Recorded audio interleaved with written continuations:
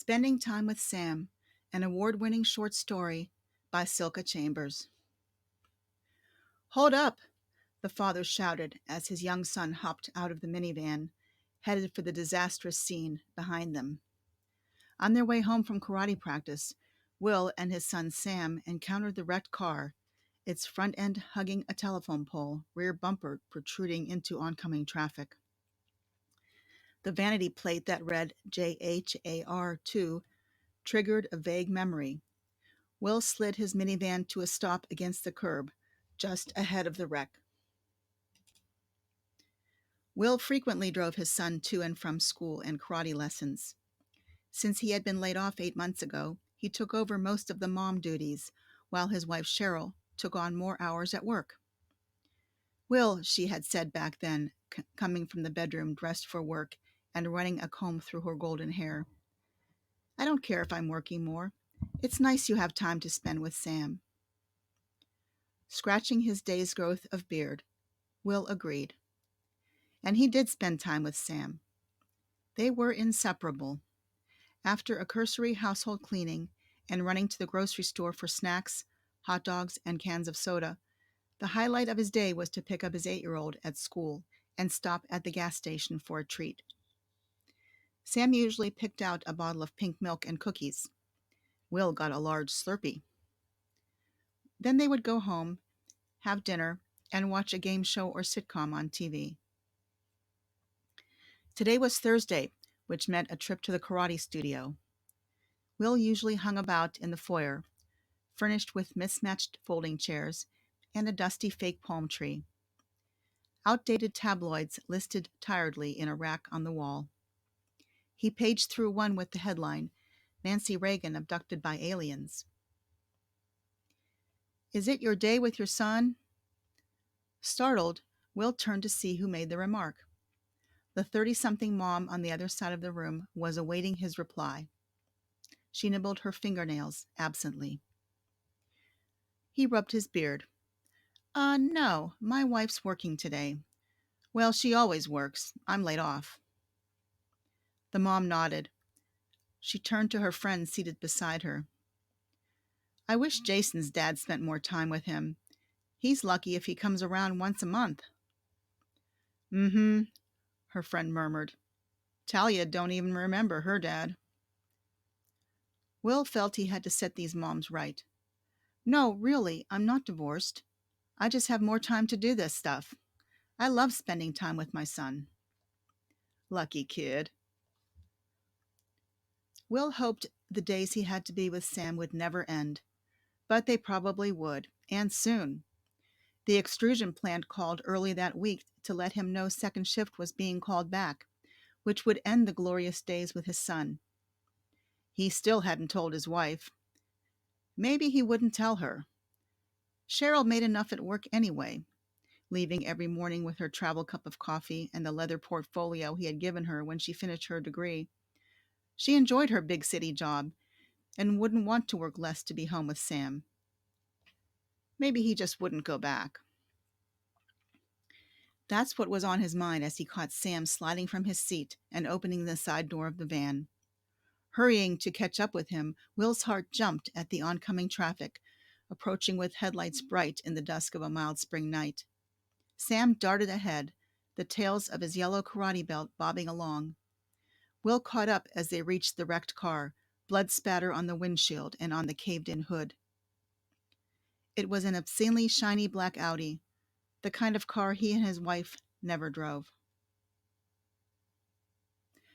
Cheryl started driving the Ford Focus to work when she had to park downtown. It was easier to park in the limited space provided by Harold Nash and Hellman, where she was hired as a paralegal, and better on gas. Feeling confined and lonely when Sam was a toddler, she decided once he was in kindergarten to finish her associate degree and get her big girl job. Will had agreed with it. It would take some of the heat off of him as the only breadwinner and give Cheryl the opportunity she craved to be with grown-ups, away from the demands of house and child. She looked forward to dressing up for a job, maybe working in one of those regal old buildings downtown. Not that she didn't love Sam. He was a delight, and she kept his curls long on purpose, to preserve his childish looks for just a little while longer. She enjoyed their weekends together, making him smiley face pancakes, letting him help by stirring the batter.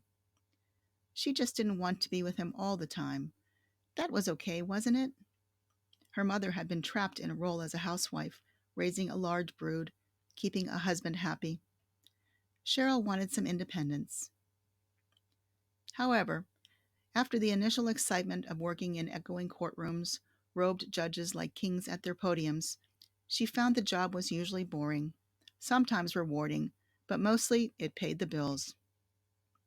Her boss, John Harold, pictured himself a fashion guru with his latest Armani suit bought on sale at Statler's Menswear. Who cares if it's last year's style? No one in this industrial town would know. His head of hair was obviously fake. Most men his age didn't have hair so luxuriant, lacking even that distinguished hint of gray around the edges. Back at the office, John Harold was heard to say he liked having Cheryl work for him, preparing reports on her computer or accompanying him to court cases. Her everyone's mom fresh good looks lent an air of integrity to the firm, and he didn't mind her curvy build. He appreciated it often, and that often made Cheryl uncomfortable. If it wasn't that she needed the good pay from this job, she might look elsewhere for work. Maybe in time, but right now, between Will's unemployment and the extra hours she put in, they were able to make ends meet. Dragging herself through the kitchen door last night, Cheryl had viewed the offerings on the formica-topped kitchen table. Hot dogs and macaroni and cheese? Hey, Will said as he entered the kitchen. He planted a kiss on her cheek. Hey yourself, she said. Cold hot dogs again? Will's eyes narrowed. They were warm 2 hours ago. He snatched a bag of cheesy popcorn from atop the refrigerator. Cheryl hung her blazer on the hall tree as Will re-entered the darkened family room. She placed a carton of frozen chicken fried rice into the microwave and set the timer. The well-known voice of the Jeopardy game show host read a question as she entered the family room. Joining her guys on the couch, she kicked off her painful new heels and leaned back into the worn comfort of the cushions. Hi, Mom, Sam said. She reached across Will's belly and squeezed Sam's arm. How was your day? Sam turned to her. Great. I won first prize in golf at field day. Field day? Cheryl said. It was today, said Will, for the third graders. They used 9 croquet wickets instead of holes for golf, and you had to get through all of them in the least amount of swings. I got through in 15, Sam said. Will elbowed his son. You should have seen him. He made 2 holes in 1. Good job, Cheryl said. Sorry I missed it. Her throat caught. She was tired of missing out on Sam's achievements. He would be grown up one day, no longer a child. Did you hear from the plant yet? She said to Will. They, called, he faltered, his eyes sliding to her. It's gonna be a while. The union hadn't settled yet. She sighed. Tell me as soon as you know. I'm ready to cut back on my work hours. Yep, Will said. Cheryl closed her eyes for a few minutes and absorbed the relaxing atmosphere of the dark room. She hoped Will would be called back to the plant soon and wondered what was taking so long. Listening to the Jeopardy questions, she imagined herself winning a ton of money on the game show, or maybe she would get lucky at the workplace lottery pool she contributed to weekly. She would quit her job and get a house in the country in which to raise Sam, be mom to her child again. Spend more time at home with Will, too, sitting outside on the porch swing after dinner like they used to, instead of working in a cold, old office every day till nightfall. She thought maybe she had been too hard on Will about the hot dogs. After all, he did take over the primary care of their son, making sure he was always fed and picked up on time. She couldn't blame him for preparing easy meals, used to her coming up with the daily fare before he was laid off.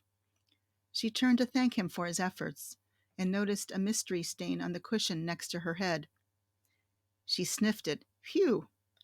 It was obvious who had been doing the house cleaning lately. She then observed Sam cramming his mouth full of cheesy popcorn and wiping his hands on the threadbare sweatpants Will had dressed him in for school. Will took a swig of Coke and belched, laughing. Sam giggled, sharing in the joke. Cheryl mentally rolled her eyes and thought better of what she had intended to say. The microwave dinged and she left the room to eat dinner in the kitchen as the guys continued watching TV. After scraping the last bite of rice from the paper food carton, she tossed it into the trash. She gathered the paper plate of cold hot dog and mac and cheese Will had left her and threw it away before trudging up the steps to bed. She had to be up before dawn tomorrow morning. John Harold was picking her up for an out-of-town case. It would be a 2-hour drive, so they had to start early. Will noticed his wife leave the room, her disgust at the milk stain he neglected to clean up obvious, and it pained him. He did the best he could with the house and with Sam. He missed the early days when they were newly married, having time for each other. Coming home from work in those days, he anticipated her home-cooked dinner, or enjoyed working with her to prepare something to eat, laughing at the concoctions they came up with. On weekends, they frequented coffee shops or went to movies together. Life was simpler then, and happier. She used to laugh at his jokes. But then Sam came, and the pressures of making ends meet caught them off guard. As many couples did, they became a two-income family, both exhausted in the responsibility of jobs and a child to take care of. They took turns spending time with Sam and spent less time with each other. Spending time with Sam, that was what Will was doing as he drove the boy home from karate lessons the next afternoon, when they encountered the wrecked car, and when glimpsing the license plate reminded him that his wife took a trip with her boss that day. Will had waved goodbye to her when she got into the car that morning. The rising sun illuminated her golden hair, falling over her shoulders as she stowed her leather portfolio in John Harold's back seat. The sun in his eyes, Will wasn't sure if she saw him wave, and dropped his hand to his side as the car pulled away. Several hours later, he and Sam were dashing along the curb, reaching the crash scene together. The scene told the story in slow-mo. Will observed the cracked windshield, the driver's head that had become part of it, the toupee gone askew. He saw the dark red stain spreading on the collar of the white designer shirt. Sam peered into the car window, disbelief registering on his young face. "Mom?" There was a plaintive noise coming from the passenger through the hole in the windshield. Cheryl looked up at them, despair in her eyes, mouthing, "Will."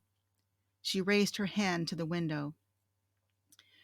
Red wine stained her lilac suit, erratic stripes of purple coordinating with the color of the fabric. The wine bottle lay at her feet, paper cups stacked incongruously in the cup holder of the fancy car. Sirens screamed as the ambulance closed in. A police officer joined Will at the passenger's door. "Please step aside." Will resisted, planting his hand on the window against his wife's hand on the inside. He fixed his eyes on hers as they lost focus, her hand sliding down the window, away from his. "No, don't leave me."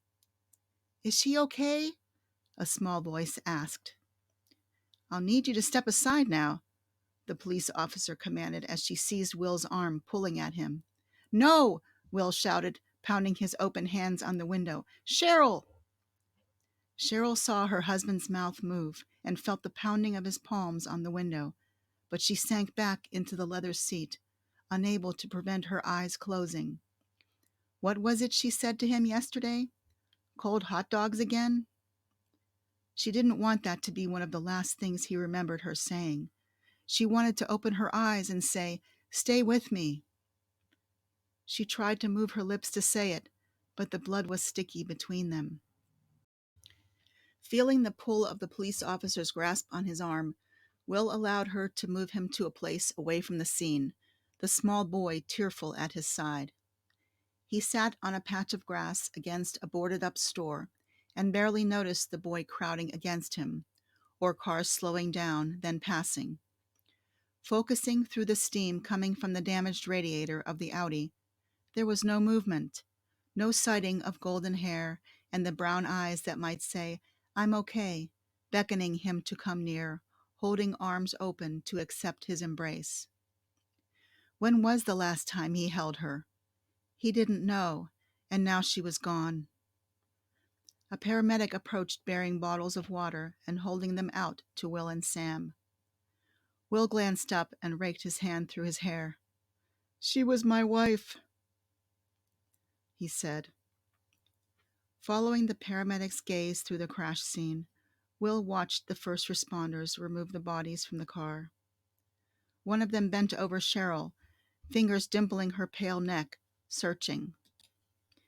Straightening, he called out, "I have a pulse." The paramedic looked down at Will and said, "Looks like she still is."